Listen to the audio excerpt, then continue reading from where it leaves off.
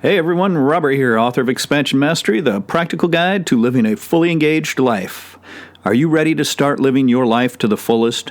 Are you ready and willing to transform yourself and your life from ordinary to extraordinary? Let's get to it, my friends. Welcome to the Fully Engaged Life.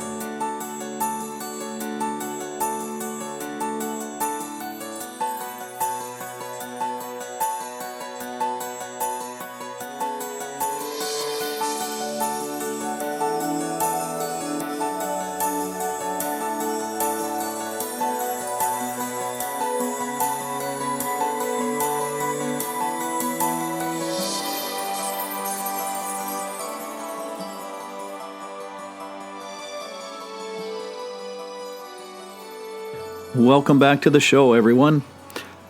Recently, I've been listening to a lot of people speaking about spirituality, and some of these people are quite intelligent and educated people, and they seem to have confusion in regards to things like the present moment and experiences. And even speaking with students and clients that I work with, these questions have been arising and some faulty perceptions are formed, and they're formed out of confusion. So what I would like to do today is examine three different spiritual, I have to put spiritual in quotes here, approaches to three different aspects of things such as present moment, experiences, and even going green or having empathy for the planet. So I hope this will add further clarity to things and help ease some of the confusion, because there's a lot of confusion out there right now. So the three systems we're going to take a look at is the idea of this New Age spirituality, the Woke-ism Movement, and then authentic spirituality. And I'll explain a little more deeply what each one of these are and how they have a tendency to look at things such as the present moment, life experiences, and caring for our planet. Okay, so we're going to begin with one that most everyone is fairly familiar with, and this is the New Age spiritual movement, right? This is what is actually known in authentic spiritual systems as fake spirituality. It's very foofy. It's a feel-good approach that satisfies the ego's desire to make stuff up that sounds good and doesn't threaten it. It's based in ignorance of not knowing better and grasping for the easy way. Part of the ignorance is seen through the tendency to make stuff up, based upon incorrect assumptions, incorrect perceptions, and even incorrect definitions of their own creation in regards to various practices. And an example I've given is mindfulness, which is why I just released an entire series entitled What the Heck is Meant By, where I cover what is actually meant by many of these types of spiritual terms. So if you haven't listened to that particular series, you may want to do so either before or after this show. Okay, so this is the New Age foofy fake spirituality that is very, very prominent, especially here in the United States. This is a way that they have a tendency to view things such as the present moment. They look at it that all that matters is how they feel right now, and that they seek out more ways to feel good. The feeling of feeling good is the primary objective, and they believe this is spiritual. They both dwell on and ignore at the same time sometimes the past and future due to a very superficial and sometimes just outrightly incorrect understanding for the present moment. What they do is they generally dwell on the past, especially anything they perceive as painful or something they need to heal. And then they ignore the future in such a way that they don't plan for it at all and then just rely on the goodness of others to take care of them when they run into some sort of problem.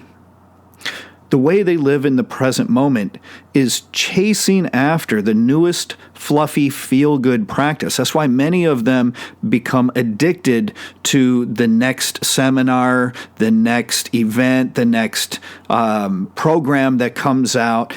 They keep chasing after these feel-good practices, which they can't stop because what they're doing doesn't offer lasting results. Okay? The practices don't offer real lasting results. So they keep chasing it in much the same way a drug addict chases after their next high. So in this form of spirituality, use that term loosely, it's all about happiness and feeling good in the moment and chasing after that again, and that is what they look at as the present moment. It's a very, very superficial view. So to them, whatever makes them feel good in the moment is what the present moment is all about. How they view experiences. They see life as a collection of experiences, and these experiences are about everything. So make them good. This in itself isn't a bad thing. However, they become addicted to the experiences and chase after them like an adrenaline junkie or a drug addict. Okay? So this is why this sort of new age foofy spirituality attracts a lot of like the hippie type crowd because many of them are addicted to various drugs. They strive for a more peaceful solution to things, but then they live in fear much of the time. Many of these people are afraid to make a decision on their own. They have to consult somebody or a pendulum or some cards or crystals or some other nonsense because they're afraid to make a decision. They don't even trust themselves. This is clearly not a system that then allows you to connect to your higher self, your essence, where you can trust in that guidance of your true self, and that's self with a capital S. And they try to live in a space of more love and appreciation, which is a great thing. But the primary experience they seek all the time is happiness. This is why they have a tendency to use a lot of drugs in this type of so-called spirituality. And what happens is they're chasing after it superficially. They don't realize that happiness comes from within themselves as a result of real practices having been successfully engaged. There seems to be an underlying emotional instability and emotional fragility with this approach, dwelling on the need to heal all the time and having emotional breakdowns as a result of being unable to cope with certain aspects of life and reality. This is why, for many, they use this type of systems, meditation and things, as a form of escapism or a way to hide from reality. When it comes to going green or having empathy for the planet, of course, they love the planet. They do a lot of things like recycling, planting trees. They don't litter. They have this inherent in this system, which is fantastic. Okay? They're trying to be more conscious on how they treat the planet for the most part. And they have a very superficial yet well-meaning connection to nature, and they have a tendency to eat more organic foods, more natural things. And most of the people in this form of spirituality like to identify as a vegetarian or vegan. And vegan is a very unhealthy diet for a human being. But it gives them an identity to cling to so they can feel more secure about themselves. And the clinging to an identity such as this shows that this form of spirituality does not address the major issue of transcending the ego and the mind altogether to where there is no identity, there is no sense of self. You move beyond that. So we can see that many who get involved in this New Age type of so-called spirituality are well-meaning, just misguided. The second form of spirituality, and I am using that term in the loosest possible way, is this Woke-ism movement that we're hearing a lot about the past couple of years. This form of movement has taken authentic spirituality and they have inverted and twisted it, which means that it has a lot of satanic origins. So they have twisted and inverted everything to be sort of the opposite of what it was meant to be. And this is something that's far more dangerous than ignorance, because this generally comes from a form of programming that results in severe mental and emotional instability. That's why with people who subscribe to this movement have a tendency to snap very quickly if they don't get their way, or if something arises that their mind perceives threatens their ego or their beliefs or their opinions. They lose it. And this illustrates the fact of the inverted nature of this, where the ego is bloated to very unsustainable levels. And when this happens, the mind has a tendency to twist all logic and common sense in favor of what it wants things to be in that moment, and then it'll change it from moment to moment, and then it will reach a point where it wants both things simultaneously, which is not reality. So let's look at how this type of movement views things like the present moment. They believe that every moment should support their opinion and the way they want the world to be. Any opposing views need to be absolutely eradicated so that their ego doesn't feel threatened. They should feel safe in every moment.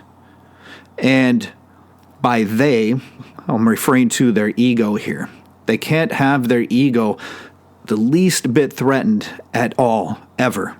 They strive to destroy the past in order to create a new narrative, one that fits their desires and seems non-threatening to their ego, at least for the moment. They dream of a future without personal responsibility, where they get whatever they want, without having to put any effort forward to achieving it. This is the entitlement of the ego that's been inflated to an unsustainable level, hence all of the mental and emotional instability. The present moment is mostly ignored, simply offering a time for them to seek out something else to be offended by so they can strike up some sort of cause that allows them to feel as though they have a purpose. Their focus upon experiences is that they need to feel this sense of purpose. They need to have some sort of cause, because deep down, the truth is that they feel so incredibly disempowered. And this is very sad. It seems that the experience they seek is one that will either limit or ruin the experiences of others, so that they may feel a little bit better about their own experience. They feel every experience they have should be whatever they want it to be. They feel they should be able to change and twist rules and even the laws of nature in order to fit their will at any moment, and have that change from moment to moment. they have a tendency to chase after the feeling of empowerment and self-satisfaction that never quite seems to come for them. This is because they're stuck in a space where they want everything to be both ways, and reality doesn't work that way. They get caught up in the acts of destruction more than construction. Most of the time, whether it shows or not, they're holding on to hatred instead of love, while they profess to be loving. They cling to anger instead of appreciation. Because of the twisted, inverted nature of this type of movement, what makes them feel alive is not love and joy and appreciation, but seething hatred and anger and destruction.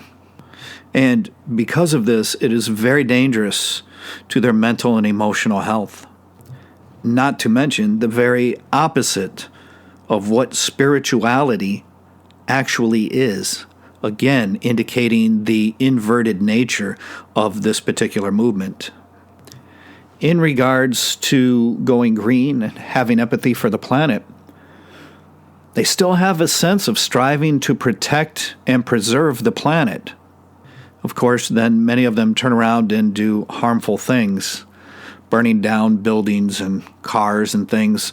That's not helping the quality of air and the betterment of the planet, is it? So they like to profess this, yet most of the things that they actually do make no sense and are not based on any form of logic, fact, or truth, but instead in their own twisted and usually immature opinion, much of which has been programmed into them. The issue is that they live more in the virtual world than they do in the real world, losing all sense of real connection to the planet as well as reality. They scream for science, yet they ignore real, actual facts and truth and common sense in favor of their opinion. They are fed a lot of things through supposed science because science is very easy to manipulate because much of it is merely speculation. So they prefer the idea or the term science. Instead of real science, they end up actually clinging to ideological beliefs that are disguised as science. I feel tremendously sad for anyone that has been pulled into this sort of belief system movement, because this is a very mentally and emotionally unhealthy way to live. And I hope this is a very short-lived trend, but we also hoped that about the New Age spiritual movement, and that's still hanging on as strong as ever. So I don't know, but I hope that this one fades away and these people truly open their eyes and awaken to how flawed this ideology is when you view everything through the lens of inverted and twisted logic. And lastly, we have what I'm going to call authentic spirituality. Why do I refer to this one as authentic? Because this one is based on actual, real, authentic practices that are used and have been used for hundreds or thousands of years successfully throughout the world. This is the approach that has been passed on for generation after generation for thousands of years. Why? Because it's effective. This approach results in wisdom and is based upon knowledge and personal experience.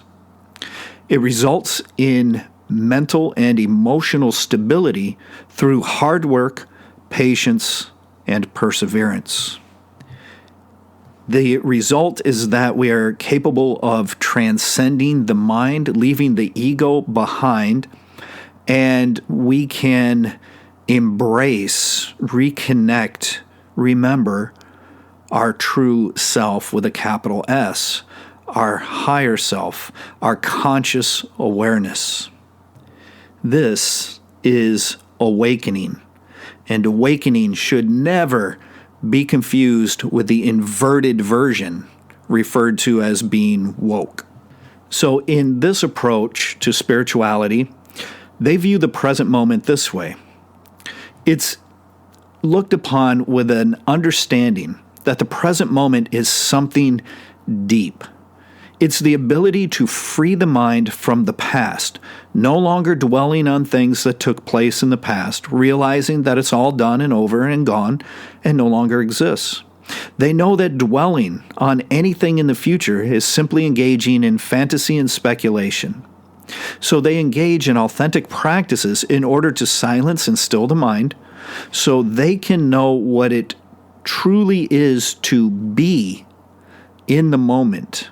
They attain the state of being when in the actual present moment.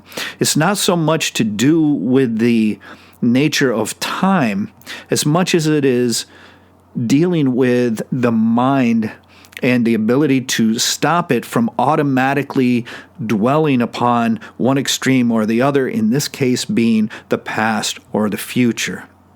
This goes beyond the mind to find that spiritual space that we refer to as the present moment, the only moment that truly exists.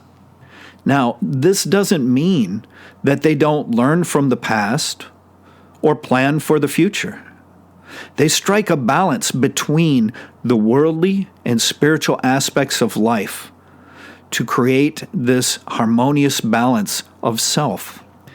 They can see through the illusion of this reality and yet navigate their way through it very efficiently.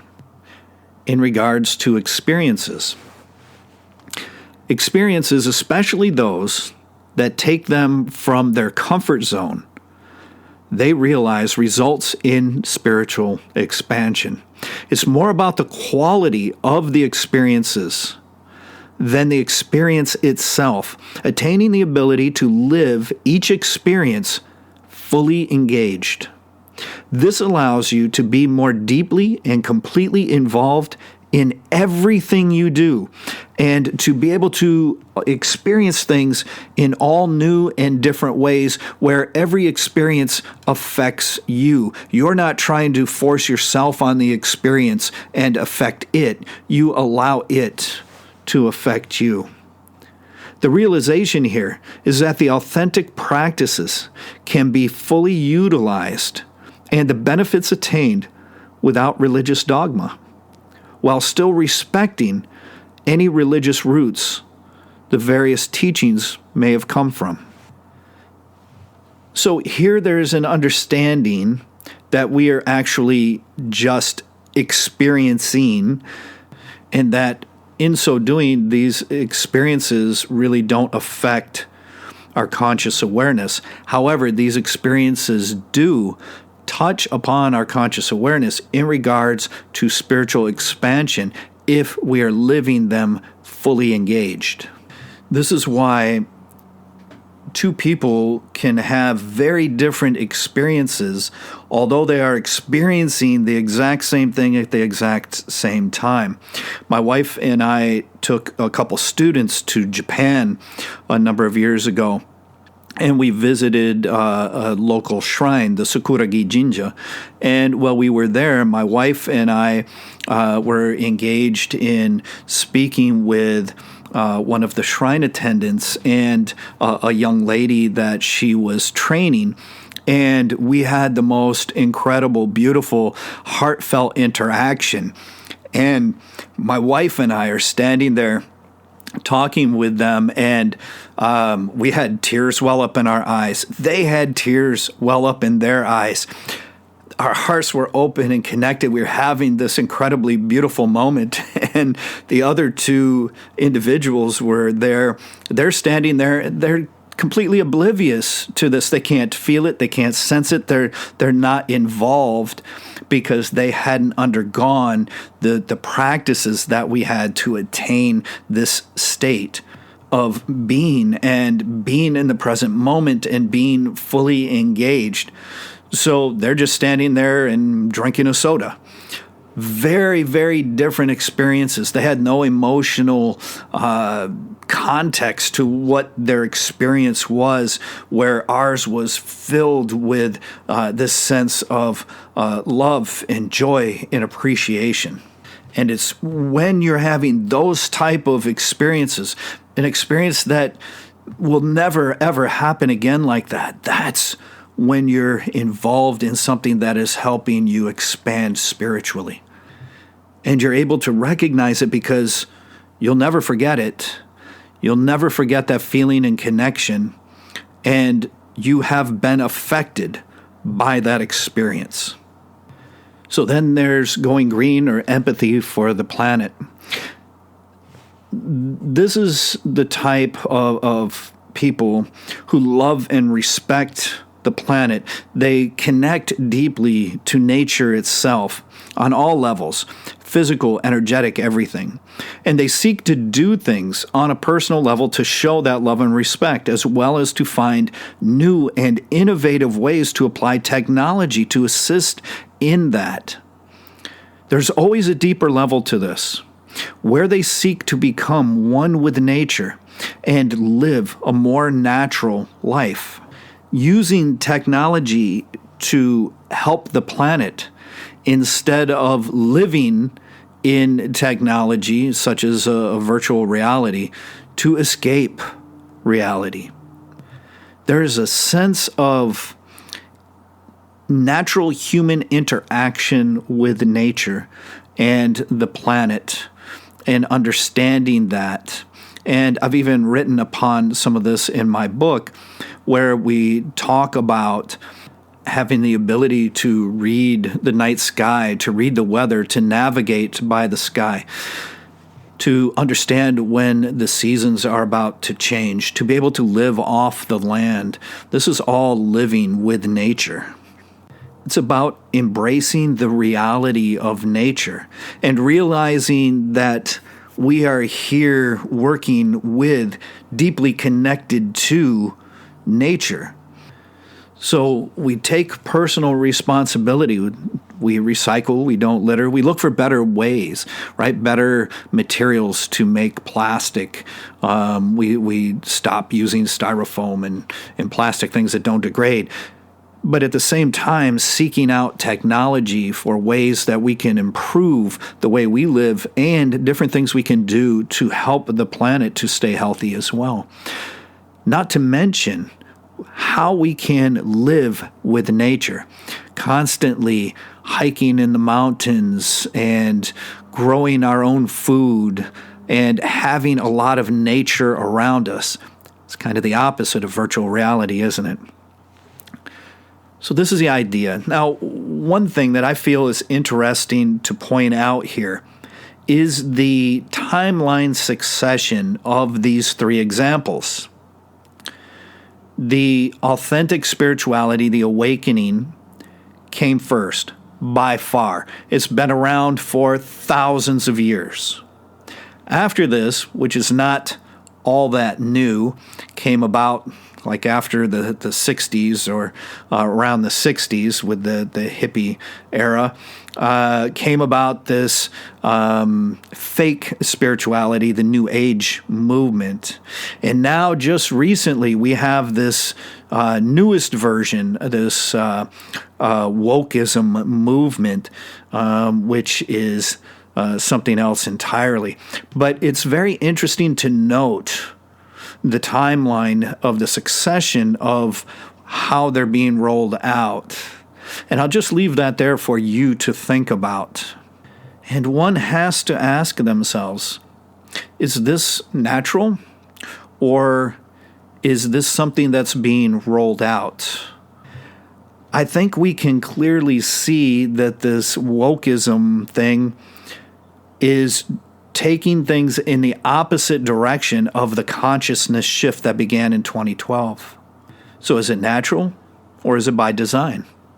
I decided to do this particular topic as a way to help everyone become a little bit more clear and more careful on what they're choosing for themselves.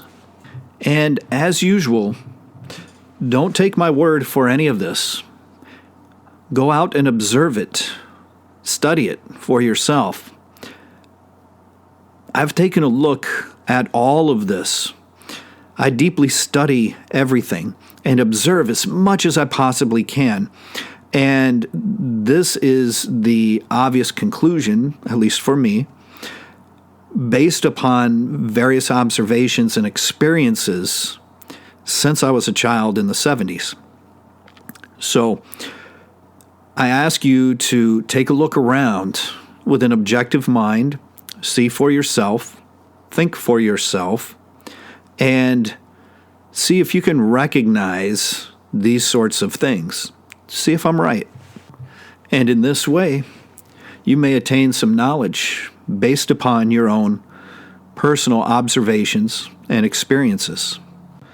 I hope that this is informative and helpful to you and allows you to become a little bit more clear on your own spiritual path. Please make sure to visit me at www.expansionmastery.com. You can go there and get an autographed copy of Expansion Mastery. Again, it's the only place you can get an autographed copy of Expansion Mastery, although you can order Expansion Mastery from almost any and every bookstore. I highly recommend you do that. That always helps. And, of course, make sure that while you're there, you can check out some of the blog articles, get my ebook, and things like that. In addition, please make sure that you share these podcasts and do all the social media stuff like share, comment, subscribe, all of that stuff that they do. All of that helps, and it helps to get this material into the hands of people who may truly, truly need it and who may value from it the most. Until next time, my friends, I wish you the very best in your practices and your life. Take care.